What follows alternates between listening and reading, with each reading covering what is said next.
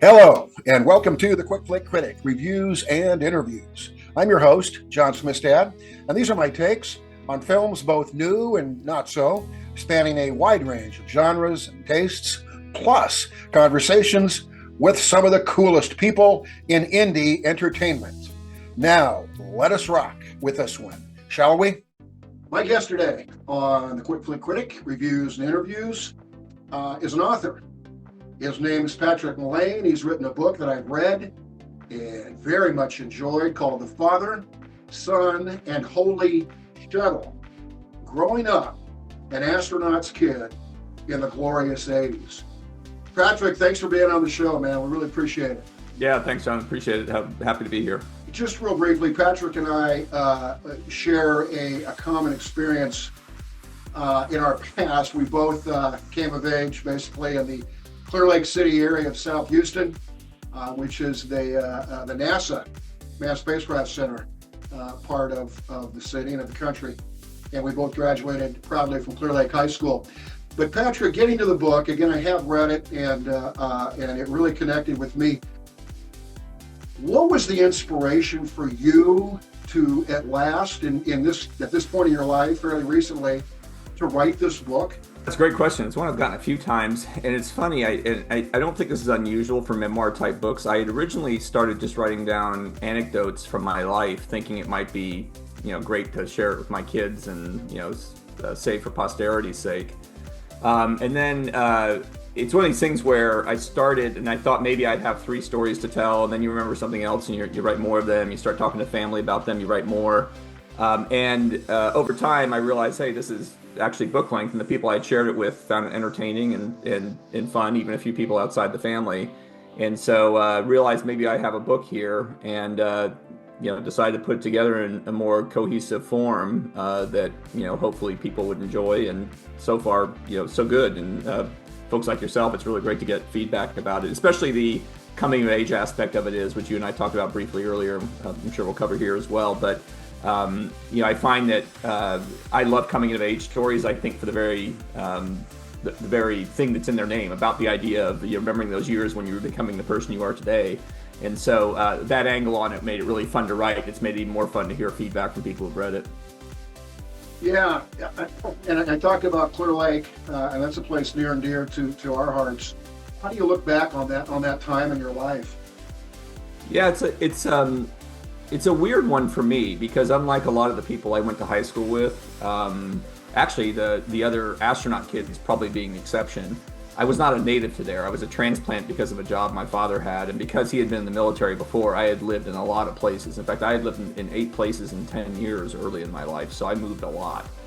And then spent my kind of formative years in Clear Lake. So most of my, if not all of my strongest memories are from there because of the period. I got there when I was, it would have been 1978, so I was 10 years old, and then obviously graduated from Clear Lake High School when I was 18.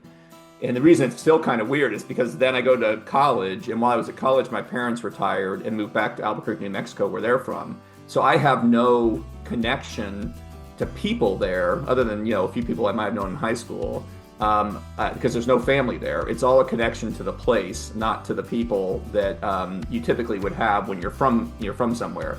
That's not to say that it's a bad thing. In fact, quite the opposite. It's kind of telling, I think, and you can see it in the book, how much of the sense of place kind of seeps through the pores of the sentences and chapters, because it was the backdrop for everything that happened in my life. And but it was very idyllic. It's funny. It's I know we sound like 2 old guys reminiscing, but we are.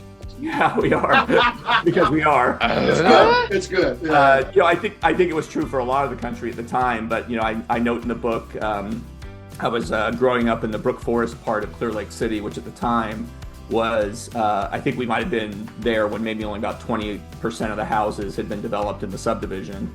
Yeah. And there was building going on everywhere. And so I moved into this place that was kind of springing up around me, around all of the stuff too at the time. I comment about the era of Reagan coming about that time, and his whole political shtick was about the new era of optimism in the United States. Obviously, I was highly connected to NASA and the Space Shuttle and what was happening there. And I think people probably don't appreciate that when the shuttle first flew, there was a real sense of pride in the country that had been lost since, I think, the early days of the Apollo. And, over time it waned again as it became more routine, or seemed to become more routine.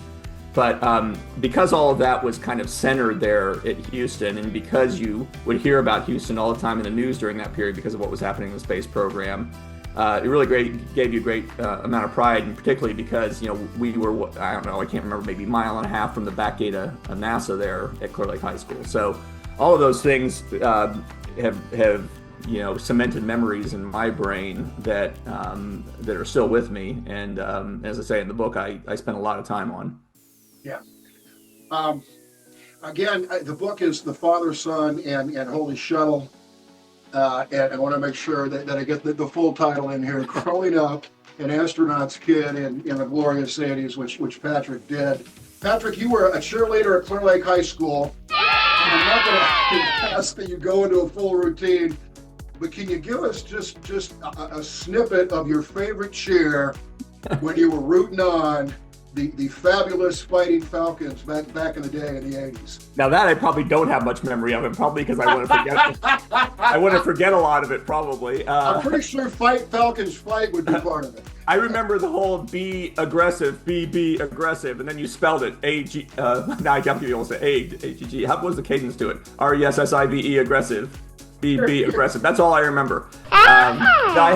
It was an interesting experience. If any of the women who were with me on the squad at the time are out there, want to drop a note or something somewhere on Facebook and let us know, or remind us of one, I'd be happy to hear it, because it's been a while. Even the bad parts were fun. Yes. When you look back, everything's pretty good. That's right. Yeah. As a kid.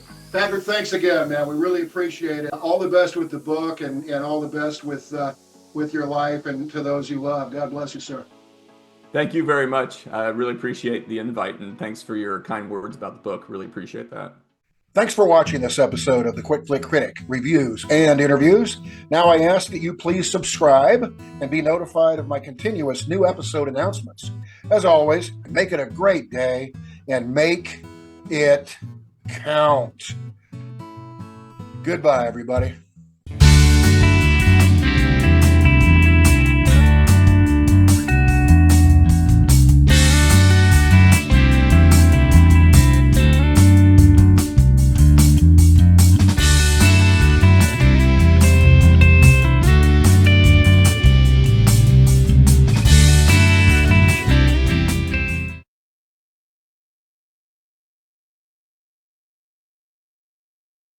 Oh.